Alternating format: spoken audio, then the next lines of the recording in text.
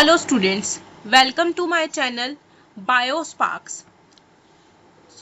Last lecture में हमने अपना चैप्टर स्टार्ट किया था डाइजेशन एंड अब्जॉर्प्शन, और उसमें हमने क्या पढ़ा था, हमने बेसिक्स जो थे वो स्टडी कर लिए थे। जो हमने बेसिक्स थे डाइजेशन,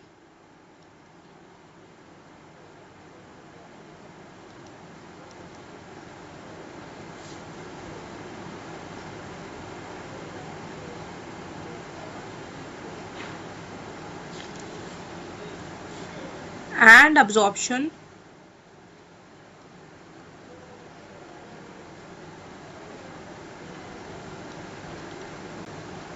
हमने इसके बेसिक्स जो थे वो स्टडी कर लिए थे।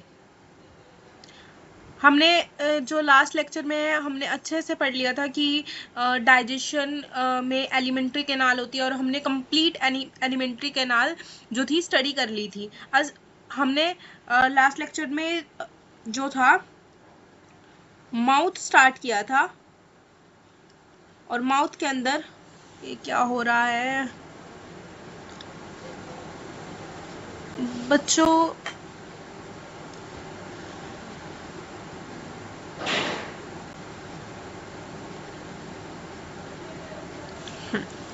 ठीक है। हमने लास्ट लेक्चर में क्या स्टार्ट किया था, माउथ स्टार्ट किया था, और माउथ के अंदर हमने उसके बाद हमने क्या किया था, बक्कल कैविटी, बक्कल कैविटी हमने स्टार्ट किया था लास्ट लेक्चर में। और बक्कल कैविटी के अंदर हमने क्या पढ़ चुके थे, पैलेट के बारे में पढ़ चुके थे, यूवुला के बारे में हमने पढ़ा था। ठीक है, तो हमने क्या कहा था कि बक्कल कैविटी के अंदर मेनली हम क्या चीजें पढ़ेंगे, टीथ पढ़ेंगे, सेकंड वन हम पढ़ेंगे टंग, थर्ड वन हम पढ़ेंगे सलाइवरी ग्लैंड्स। अगर किसी ने लास्ट लेक्चर नहीं देखा तो वो प्लीज देख के आना, वरना आपको ये लेक्चर बिल्कुल भी अच्छे से समझ नहीं आएगा। आप अपना लास्ट लेक्चर जरूर देख के फिर ये देखना, क्योंकि उसमें हमने टीथ का स्ट्रक्चर जो था हमने उसमें मेनली एक्सप्लेन कर दिया था। आज हम पढ़ेंगे टीथ की क्लासिफिकेशन। टीथ का स्ट्रक्चर हमारा हो चुका है, हम पढ़ेंगे टीथ की क्लासिफिकेशन।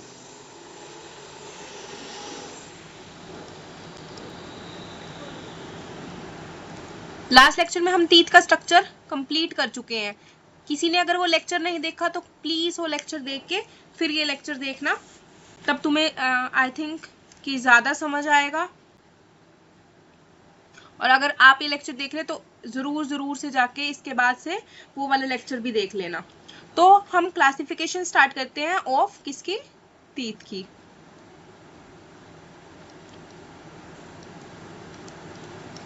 तो टीथ की क्लासिफिकेशन जो होती है, फर्स्ट क्लासिफिकेशन किसके बेसिस पर होती है, फर्स्ट क्लासिफिकेशन करते हैं हम on the basis of the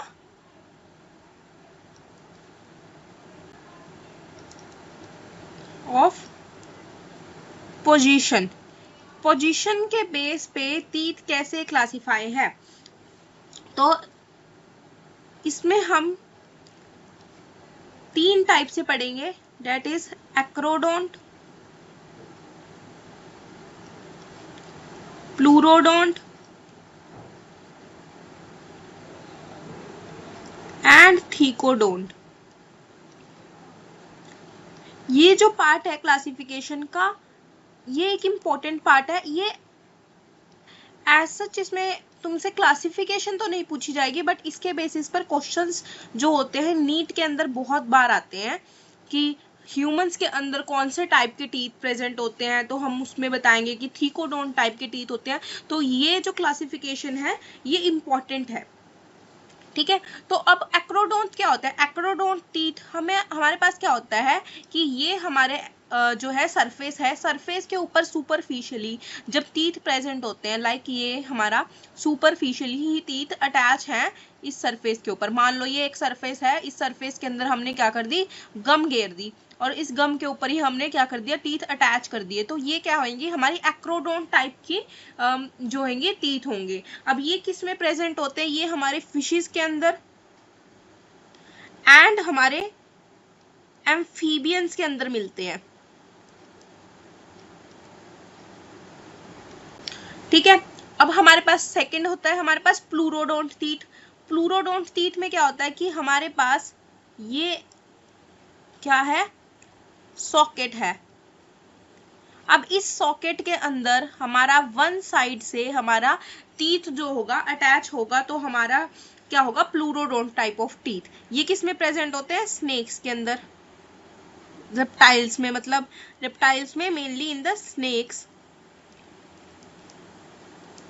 और थीकोडोंट टाइप के टीथ क्या होते हैं कि हमारे पास क्या है, एक सॉकेट है, हमारे पास क्या है, गम्स प्रेजेंट है, और इन गम्स के अंदर ही क्या प्रेजेंट होगा, टीथ जो होगा इम्बेडेड होगा।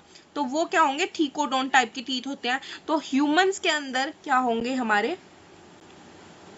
थीकोडोंट टाइप के टीथ होंगे।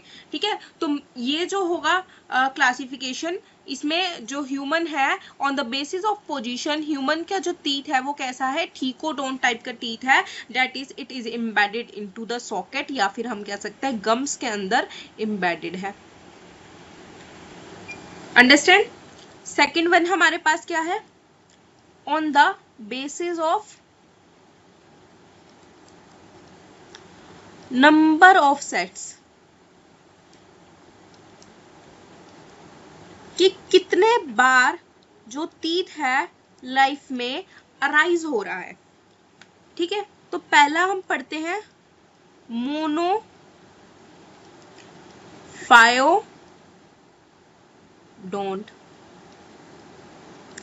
अब जो मोनोफायोडोंट होता है वो क्या होता है कि सिर्फ और सिर्फ वन सेट ऑफ टीथ जो होंगे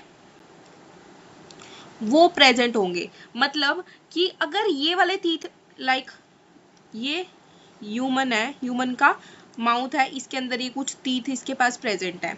अब इसमें से मान लो ये सारे टीथ जो है मोनोफाइडोंट है, और इनमें से ये वाला टीथ लो, ये वाला टीथ जो है ये ब्रेक हो गया। ठीक है, तो नेक्स्ट टाइम ये जो टीथ है ये अराइज ही नहीं होगा, कुछ इस तरीके से ही जो है ऐसा दांत दिखेगा। ठीक है, ये वाला टीथ अराइज ही नहीं हो पाएगा, फिर से सिर्फ एक सेट ऑफ टीथ होता है हमारे पास। टीथ जो होता है आफ्टर, अगर एक बार ब्रेक हो गया तो वो टीथ फिर से जो है आ नहीं पाता। तो हमारे पास इसमें एग्जाम्पल क्या होता है, 12 जो टीथ होते हैं ह्यूमन के अंदर, इन ह्यूमंस के अंदर वो क्या होते हैं, मोनोफाइडोंट होते हैं, जिसके अंदर क्या आते हैं, प्रीमोलर्स एंड मोलर्स। अभी आप ये टर्म्स याद रखो, मैं आपको इसको भी एक्सप्लेन करूंगी कि प्रीमोलर्स क्या होते हैं, मोलर्स क्या होते हैं। ठीक है, अब हमारे पास सेकंड होते हैं डायाफायोडोंट टीथ।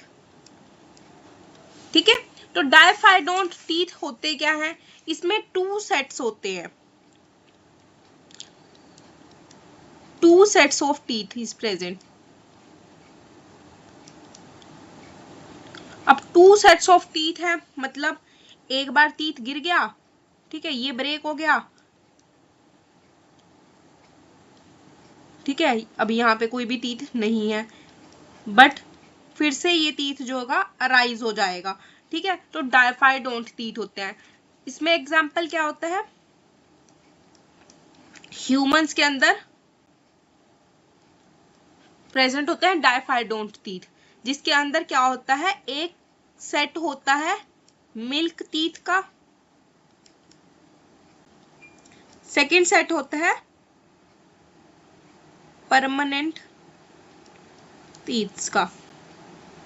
जो ये मिल्क टीथ होते हैं, अगर ये मिल्क टीथ ब्रेक हो गए तो ये फर्दर परमानेंट टीथ में अराइज हो सकते हैं, बट अगर परमानेंट टीथ ब्रेक हो गए तो फिर से जो न्यू सेट है टीथ का वो अराइज नहीं हो सकता। ठीक है, तो ये हो गए डायफाइडोंट टीथ। थर्ड होता है हमारे पास पॉलीफायोडोंट।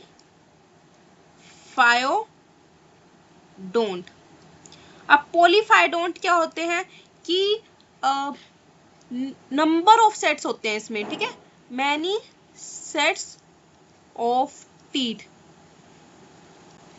कि टीथ नंबर ऑफ टाइम्स जो होते हैं अराइज हो सकते हैं, रिप्लेस हो सकते हैं। ये टीथ है, ये ब्रेक हो गया और ये ब्रेक हो गया, ये फर्दर न्यू में अराइज हो गया। ये वाला टीथ फिर से ब्रेक हो गया, फर्दर न्यू में अराइज होगा। ये फिर से ब्रेक हो गया, फिर न्यू में अराइज हो गया। ठीक है, तो नंबर ऑफ रिप्लेसमेंट होती हैं पॉलीफाइडोन टीथ्स के अंदर। इसमें एग्जांपल आता है फिशेस, एम्फीबियंस एंड रेप्टाइल्स। ये इसके एग्जाम्पल्स हैं। ठीक है, तो हमने अभी किसके बेसिस पे पढ़ा? On the basis of position, on the basis of number of sets हमने टीथ पढ़ लिए। थर्ड वन हम पढ़ेंगे ऑन द बेसिस ऑफ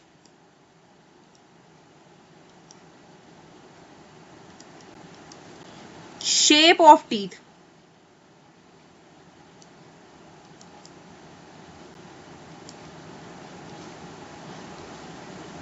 ठीक है, तो हमारे पास दो टाइप के टीथ होते हैं, एक होमोडोंट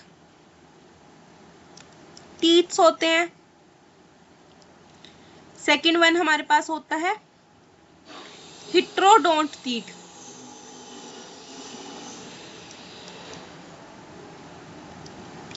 अब होमोडोंट टीथ्स क्या होते हैं? होमोडोंट टीथ्स वो टीथ होते हैं जिसमें लाइक ये हमारा क्या है, बकल कैविटी है। अब इन बकल कैविटी के अंदर सारे के सारे टीथ जो हैं एक जैसे हैं। मान लो ये सारे के सारे टीथ हैं, ये सारे के सारे टीथ जो हैं एक जैसे टीथ्स हैं इस बकल कैविटी के अंदर। तो ये क्या हो गया हमारा होमोडोंट टीथ। ठीक है, इसमें क्या है, फिशेस एग्जाम्पल है एंड एम्फीबियंस एग्जाम्पल है। हेटेरोडोंट टीथ क्या होते हैं कि हमारे पास सारे टीथ जो होते हैं एक जैसे नहीं होते, टीथ आइडेंटिकल्स नहीं होते। हमारे टीथ जो होते हैं डिफरेंट डिफरेंट टाइप्स के टीथ होते हैं, हमारे पास डिफरेंट टाइप के टीथ होते हैं हमारे पास। ह्यूमंस के अंदर अगर हम पढ़े तो हमारे पास 4 टाइप्स के टीथ मिलते हैं on the basis of structure. वो कौन से होते हैं? First one is incisor, second one is canines, third one is premolars and fourth one is molars। ठीक है, तो हमारे पास जो ये हमारी क्या है, बक्कल कैविटी, ये हमने माउथ ओपन किया हुआ है, ये हमारी क्या है, बक्कल कैविटी है। ये हमारा हमने बना दिया जो है। तो अगर तुम अपने टीथ देखो तो यहाँ पे आगे फ्रंट में 2 टीथ हमारे इस तरीके से प्रेजेंट होते हैं, बड़े बड़े 2 टीथ प्रेजेंट होते हैं हमारे। तो उसको हम क्या कहते हैं, उनसे हम क्या करते हैं, जनरली बाइट करते हैं हम। तो ये हमारे बाइटिंग टीथ होते हैं जिनको हम कहते हैं इंसीजर। ठीक है, सेकेंड वन हमारे होते हैं यहाँ पर, इनके साइड में बिल्कुल ऐसे 2 शार्प से टीथ प्रेजेंट होंगे।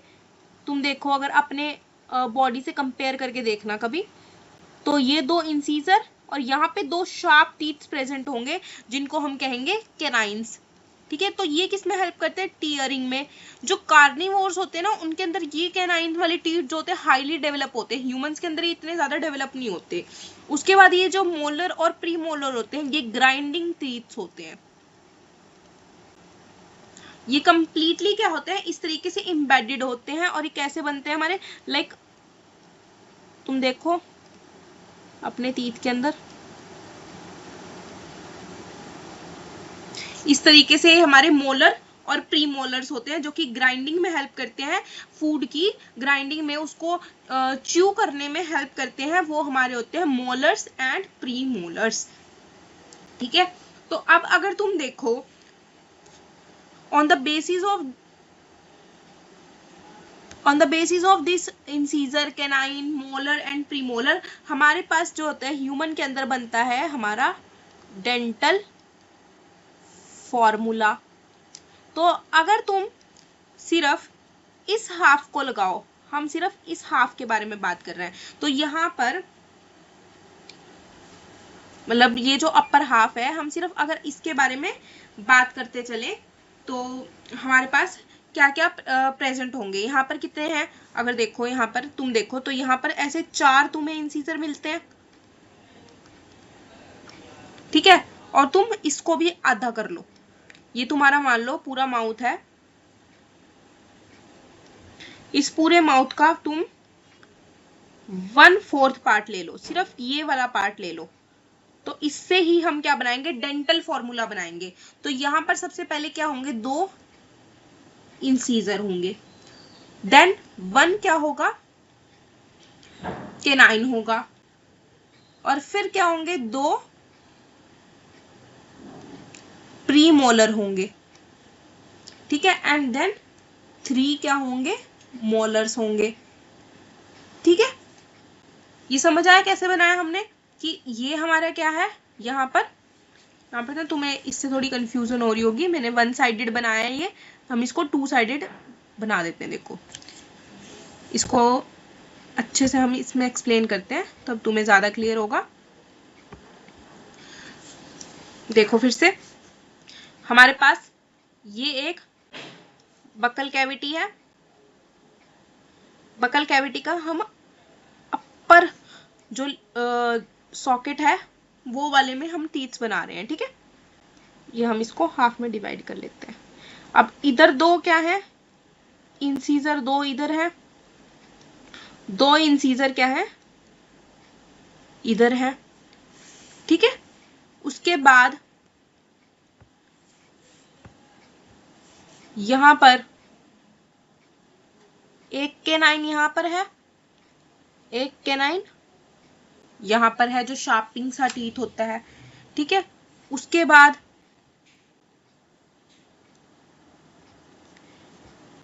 यहां पर देखो एक मोलर प्रीमोलर सॉरी यहां पर है, एक प्रीमोलर यहां पर है, एक प्रीमोलर यहां पर है, एक प्रीमोलर यहां पर है, ठीक है। And then last one is हमारे मोलर्स, ठीक है, जिनको हम विजडम टीथ्स भी कहते हैं। ये वाला जो 3rd प्रीमोलर होता है ना, इस 3rd प्रीमोलर को हम क्या कहते हैं, विजडम टीथ कहते हैं, ठीक है। अगर इसको हम हिंदी में ना, कई लोग इसको अक्ल झाड़ भी कहते हैं, कि अगर ये वाली झाड़ आ जाती है, मतलब ये वाला टीथ आ जाता है, तो बच्चा जो हो गया है इंटेलिजेंट हो चुका है, ठीक है। 3 मोलर यहां पर है, ठीक है। तो ये हमारा जो होगा अपर कैविटी का हो गया, हमारा ये जो हो गया टीथ का पैटर्न हो गया। अब अगर हम इसमें देखें, ये हमारा क्या है, डेंटल फॉर्मूला है। तो अगर हम डेंटल फॉर्मूला बनाते हैं तो सिर्फ हम इस हाफ का ही डेंटल फॉर्मूला बनाते हैं, ठीक है। तो यहाँ पर 2 इंसीजर हैं, एक क्या है, कैनाइन है, 2 प्रीमोलर है, 3 है मोलर्स, ठीक है। ये हमने अपर जो है जॉ का लिख दिया। अब लोअर जॉ का भी इस तरीके से बनेगा, एक कैनाइन, 2 प्रीमोलर एंड 3 मोलर। अब 2 का तो हमने लिख दिया, तो मल्टीप्लाई बाय किससे करेंगे, 2 करेंगे, ठीक है। क्यों, क्योंकि नीचे भी तो इतना, अगर ऊपर इतना ही टीथ है तो नीचे भी तो इतने ही टीथ फिर से प्रेजेंट होंगे ना। यहाँ पर 4 इंसीजर प्रेजेंट होंगे, फिर एक एक कैनाइन प्रेजेंट होगा, ठीक है। तो इसको मल्टीप्लाई बाय 2 कर दिया। अब जब इसको मल्टीप्लाई बाय 2 किया तो हम इसका जब रिजल्ट निकाल लेंगे, देखो 2 1 2 3 अपॉन में 2 1 2 3 इंटू 2। अब इसको ऐसे नहीं करना कि यहां से काट दिया इसको, ठीक है। इसको इस तरीके से करते हैं, मैथ नहीं लगानी यहाँ पर। इनको किया 16 इंटू 2 अपॉन मल्टीप्लाई बाय 2, कितना हुआ हमारे पास 32।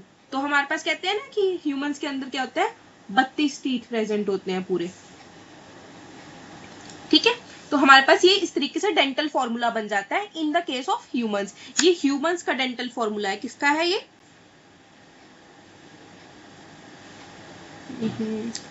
हमारा कर्सर कहाँ गया, डेंटल फॉर्मूला ऑफ ह्यूमंस। ठीक है, कितना आया 2 1 2 3।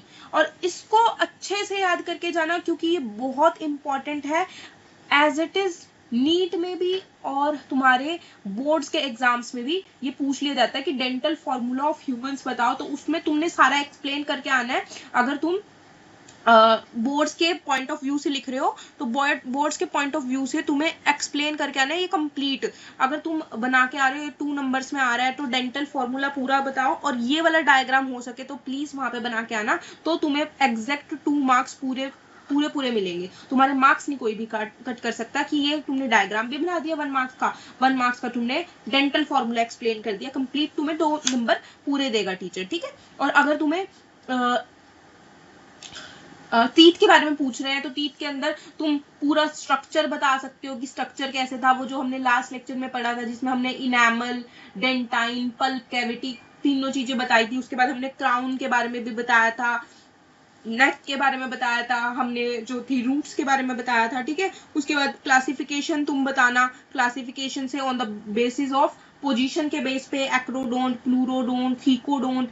ठीक है, और फिर on the basis of number of sets के बेस पे कितने हैं, मोनोफाइडोंट, डाइफाइडोंट, पॉलीफाइडोंट, और on the basis of shape of teeth, homodont teeth, heterodont teeth. अब अगर तुम एक क्वेश्चन देखो तो एमसीक्यूज में ना कई बार आ जाता है कि ह्यूमंस के कौन से टाइप ऑफ टीथ होते हैं। ठीक है, तो ऊपर हमने क्या क्या पढ़ा कि ह्यूमन का सबसे पहले क्या है, हिट्रोडोंट टाइप ऑफ टीथ है, हिट्रोडोंट। ठीक है, उसके बाद क्या है, थीकोडोंट। ठीक है, और थर्ड वन क्या है, डाइफाई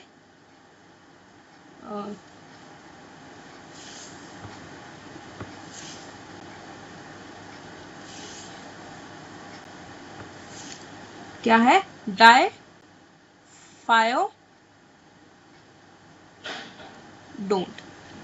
ठीक है, तो ये ह्यूमंस के टीथ होते हैं। उसके बाद एक आधा अगर तुम और डेंटल फॉर्मूला करना चाहते हो तो डेंटल फॉर्मूला तुम इसमें जो है टीनेजर्स का कर सकते हो।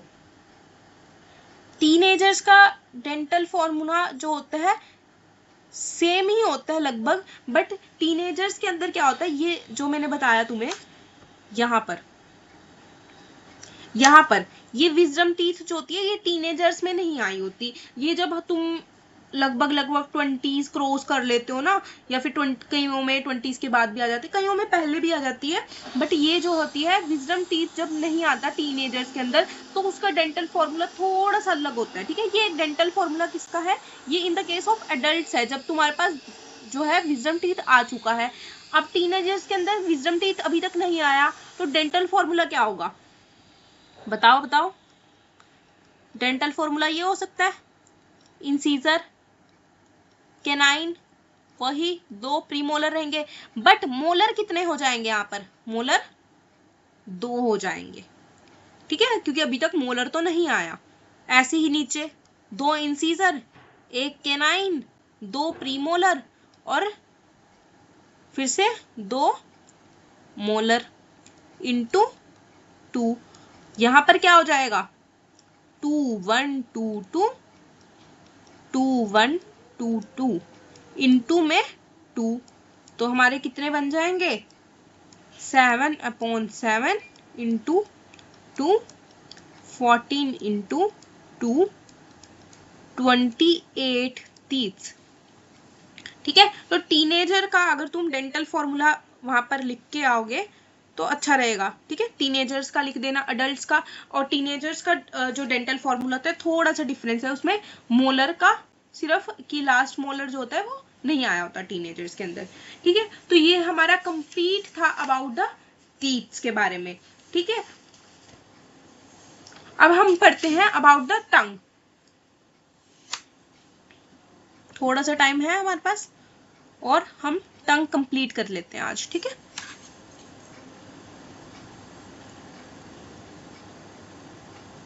दूसरा पेन ले लेते हैं।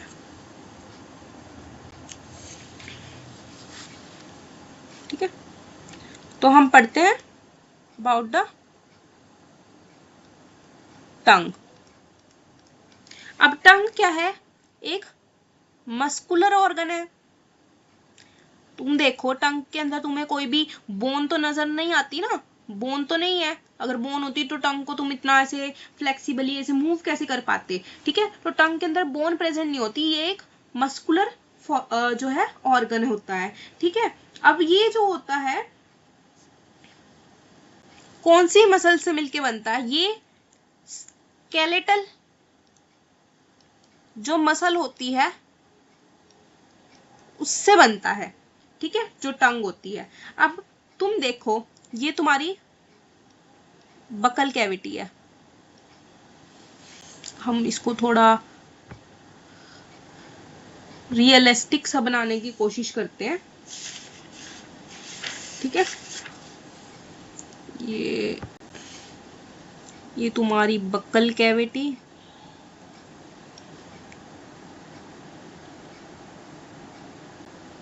इमेजिन करना। ठीक है, थोड़ा थोड़ा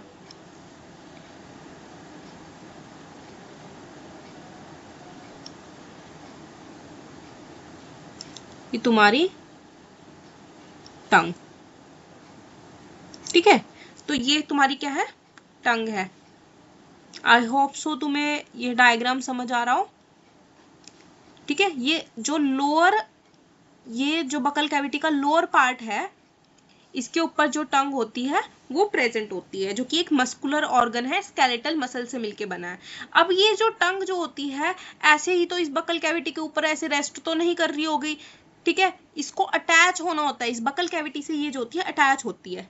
देखो ये टंग है, ये बकल कैविटी है। तुम ना कभी अपनी शीशे में ना अपनी टंग को थोड़ा सा ना ऐसे ऊपर करके देखना, यहाँ से ना ये अटैच नजर आएगी तुम्हें। ठीक है, तो ये जो टंग होती है इस तरीके से अटैच होती है बकल कैविटी से, और इसको हम क्या कहते हैं? फ्रेनेलम। ठीक है, ये एक लिगामेंट है। इस लिगामेंट से जो तुम्हारी टंग होती है बकल कैविटी से जो होती है अटैच होती है। ठीक है, अब ये तुम्हारी टंग है।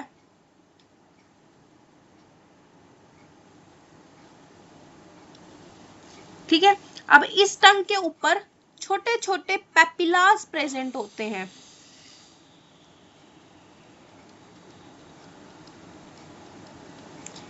ठीक है, ये क्या होते हैं? पेपिलास प्रेजेंट होते हैं, जिसकी वजह से तुम किसी भी चीज का जो टेस्ट है उसको ले सकते हो। इन पेपिलास को हम क्या कहते हैं? टेस्ट बर्ड्स कहते हैं।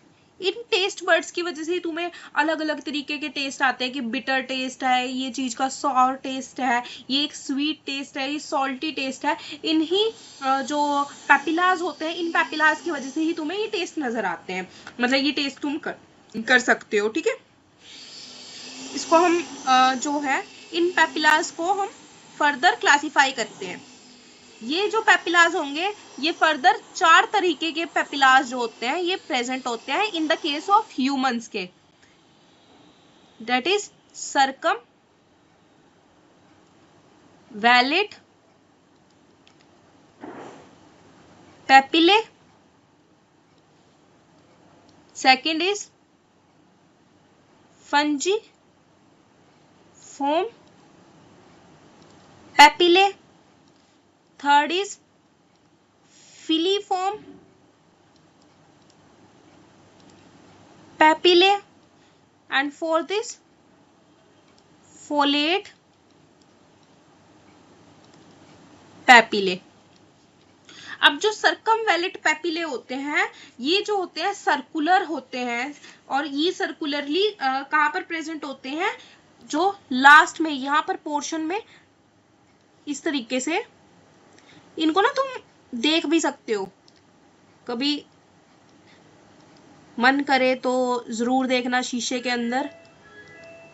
इस तरीके से ना तुम्हें अपनी टंग के बिल्कुल जो पोस्टीरियर पार्ट है ना उस पर इस तरीके से सर्कल नजर आएंगे।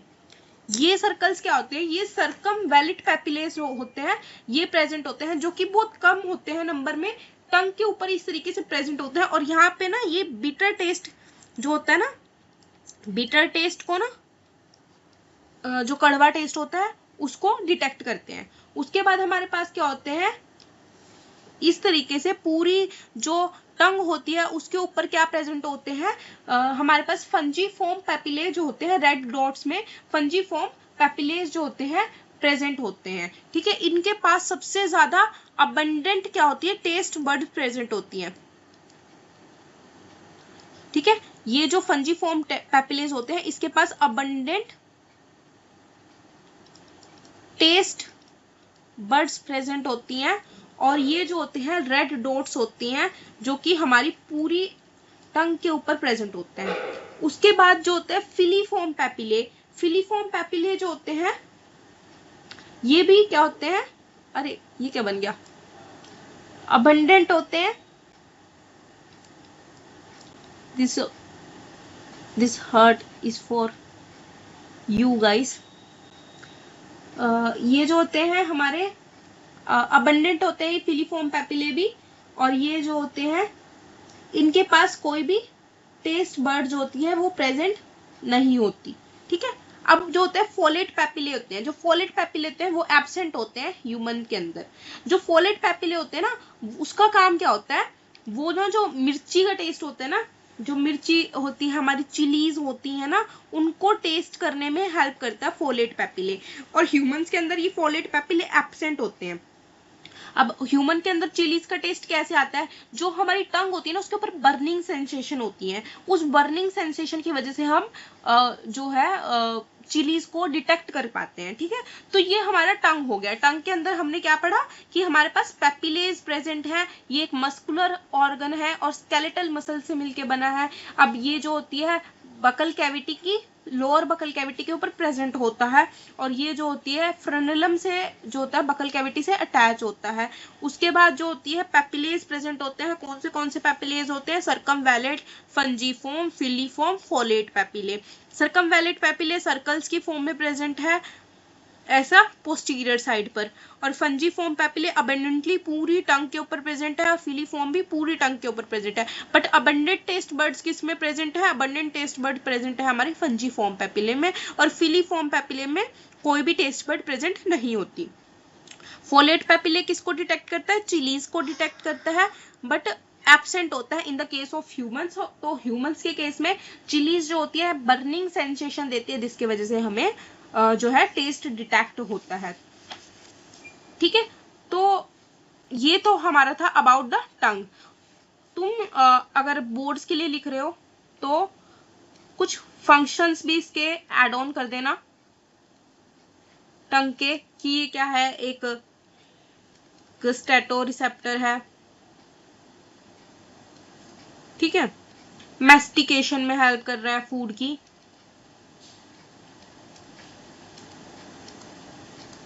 ठीक है, एक ना ये जो होता है एक नेचुरल